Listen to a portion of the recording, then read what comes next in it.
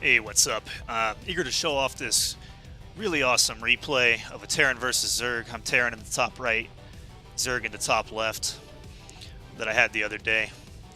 Um, this match has a couple of minor engagements early on. We do a Reaper Scout, get a couple kills, then we go clean up some Zerglings with the Hellions, and then things are relatively quiet till about the 8-minute mark.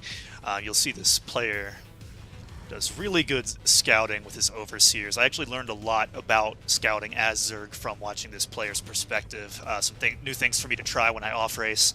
You'll see he uses the Overlord to sends it out to scout, which, you know, after a slow millennia, it'll actually reach my side of the map.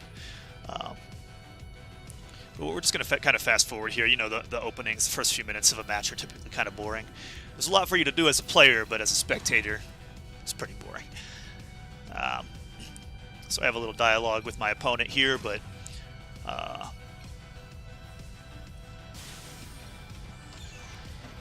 this is about when it goes quiet, because we need to focus on winning.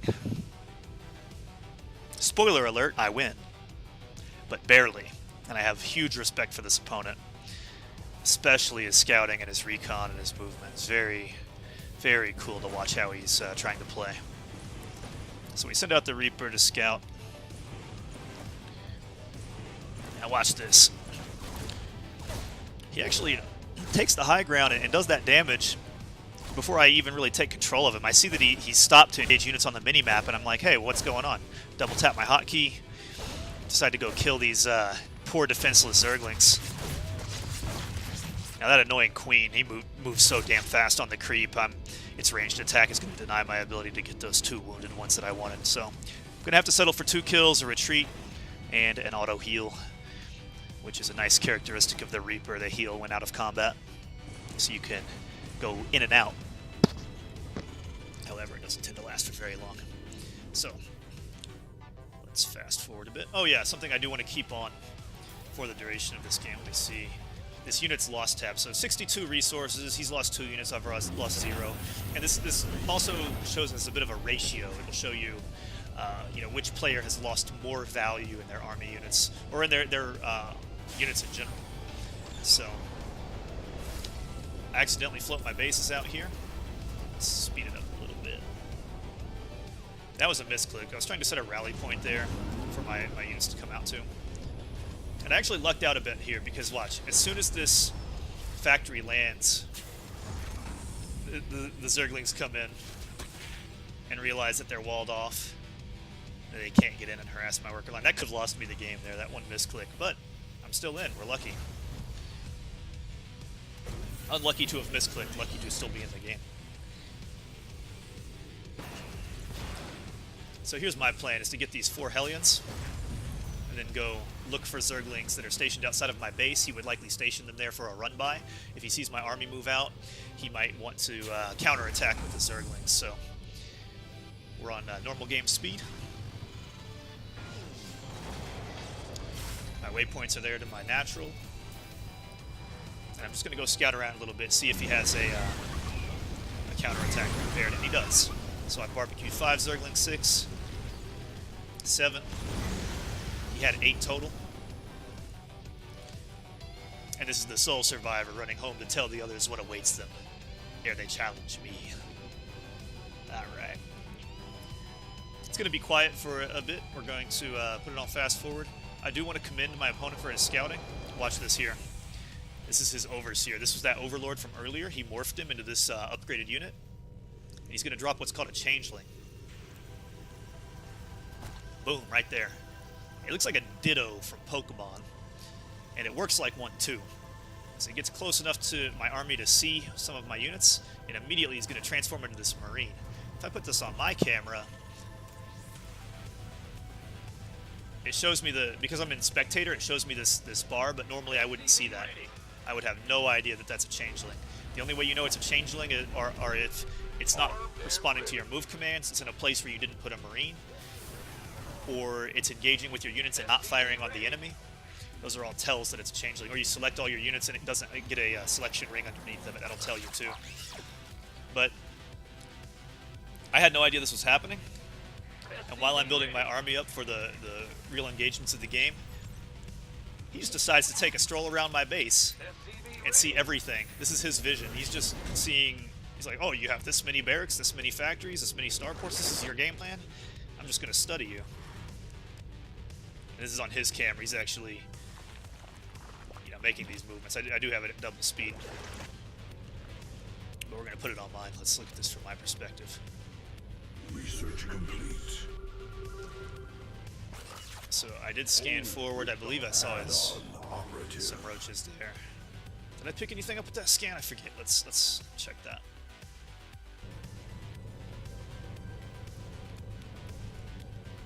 We have finished. Oh, I saw a whole lot of nothing with that scan. Add-on complete. Here comes the first push of the game. I decided to go ahead and get my third base so I can rally new workers to it. I'm at about 2 base saturation. We have finished. And there's the first push. Look at that unit's loss tab. We're at 237 of his value for 0. He's no kills against me. I have 9 against him. But he's Zerg, so that doesn't mean a whole lot. So I scan. I see his army.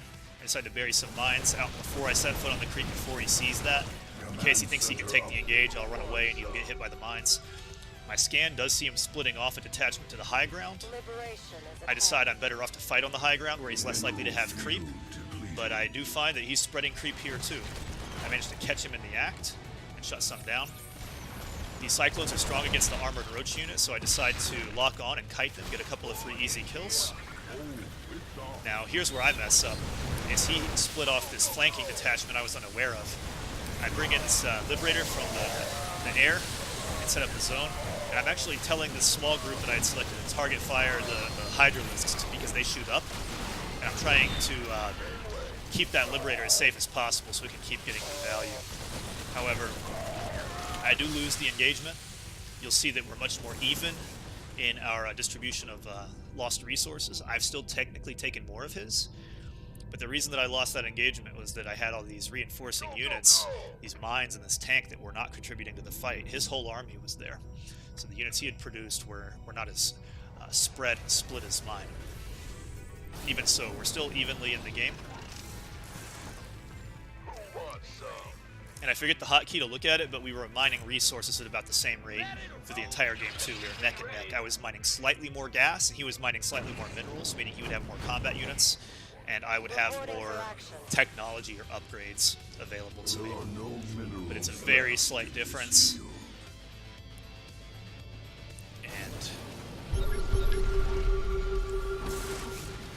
And as I move out, this is a changeling.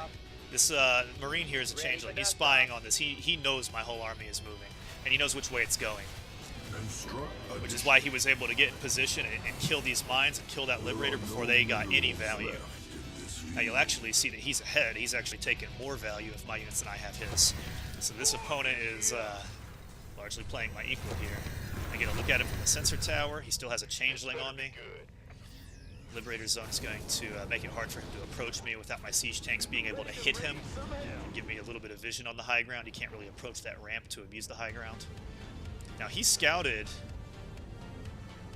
me load these medevacs up and boost them away from my army, but I stopped them. If you look at his army, he actually reacted to that. He pulled his whole army back here waiting for that drop to come in.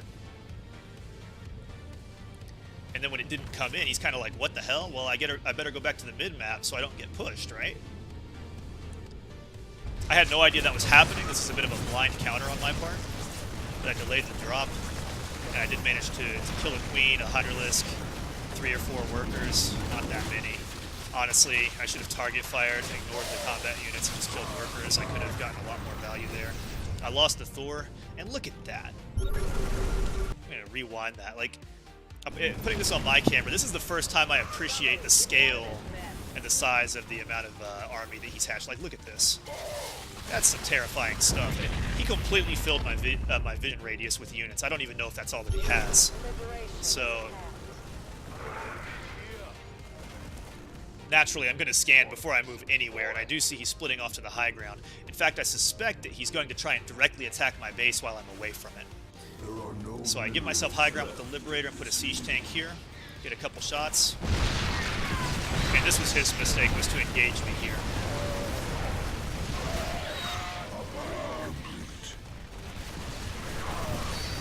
Look at the units lost in the resources tab. As we fight, I am losing units. Those siege tanks in the back and at the side, the liberators, getting me value.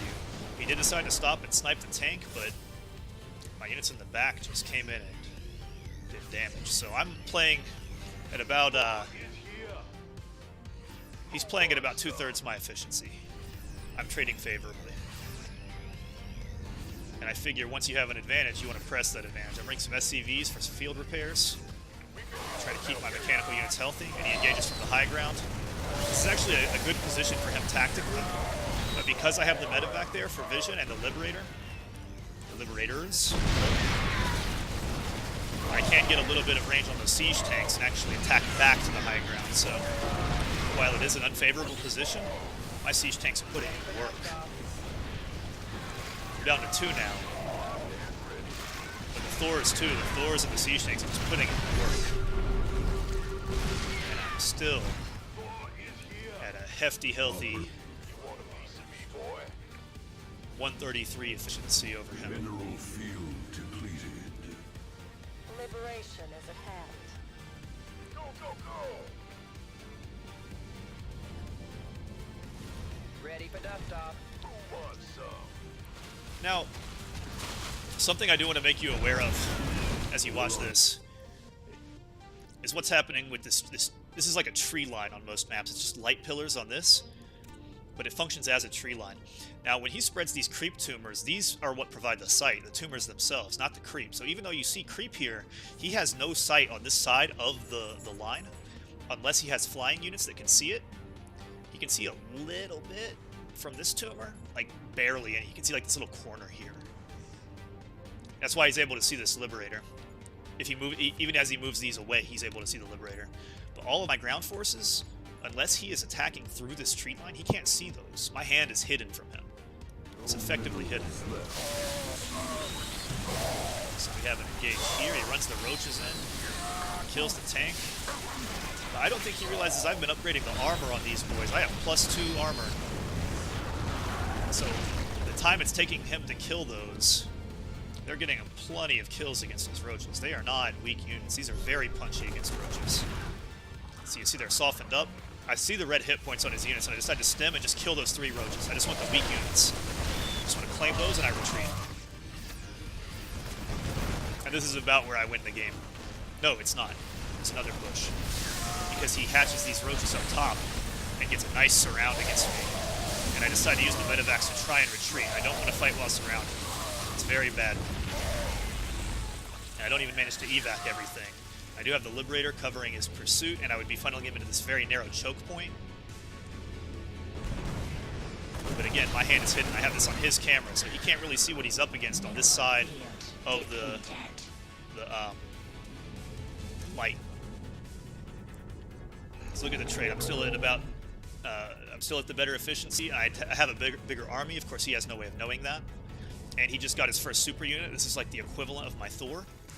He has 2 armor and no damage. I think I have 2 and 1, if I remember correctly. He decides to take to the high ground to try and get vision of what he's up against. But again, my flying units and tanks are going to punish that. Not tremendously, but I did soften up some of his units for making that mistake. Mutation complete. And the scary thing for him is all these dropships. I always have the choice of loading into these dropships and just flying straight up into his buildings. But that's not what I chose to do. I chose to move the Liberator Zone forward and a couple of tanks and use the mass of my Thors and Bio to engage here where they have to fight in the Liberation Zone and under the fire of the tanks. The Liberators will prioritize the hydra in the back, which is the higher damage unit, because it can fire up. The Liberator's AI naturally wants to defend itself from any potential attacks, so it's going to snipe their higher damage units, and that is actually very valuable. The tanks will target the Ultralisks and the Thors. Now this is an expensive unit, the Ultralisk, and because it just hatched there, I was able to target fire it and get big value. Now you'll notice I was at about 2/3 here, and now I'm at almost double. Now the fact that I was able to push his creep and get into this position with siege tanks between his bases is effectively what won me the game. He doesn't. He's having to wait on his next wave of units. I'm able to take down a hatchery. He can't mine to that anymore. That's huge. And I already know that he's going to be coming from these two directions from the high ground, so that's why the tanks are where they are. I come up here. I'm actually ignoring his units for the most part. The tanks are hitting him from the back. I decided to target and fire that Ultraless Cavern so he can't create his better units. Just pulling the drones. I don't even know if that was deliberate. But they get destroyed. I kill the Queen, which can shoot up. Liberator's going to punish mining to this base and eventually start sniping off the larva as well. He had a base down here, but no workers were on it. And he was on this base, which is almost completely mined out. This base has been almost mined out. And he had no income. No income and no units. You look at his units. You look at his unit count up here, and he was down to 2 combat units. I'm at 107. So very slowly I managed to tip the scales in my favor, but it was all due to the Liberators and the Siege tanks. I only got like 2 mine hits. His scouting was much better than mine. I was losing resources every time I dropped a scanner sweep like that, but it was necessary because of the size of his army, which was getting bigger and stronger than mine. But I was able to win on tactics. So even when I started taking the favorable trades, my army was smaller. It had less resources than his did, but he fought on choke points. He fought under fire of artillery. He tried to use high ground advantages in a clever way. He did use flanking maneuvers a few times successfully, which is very cool.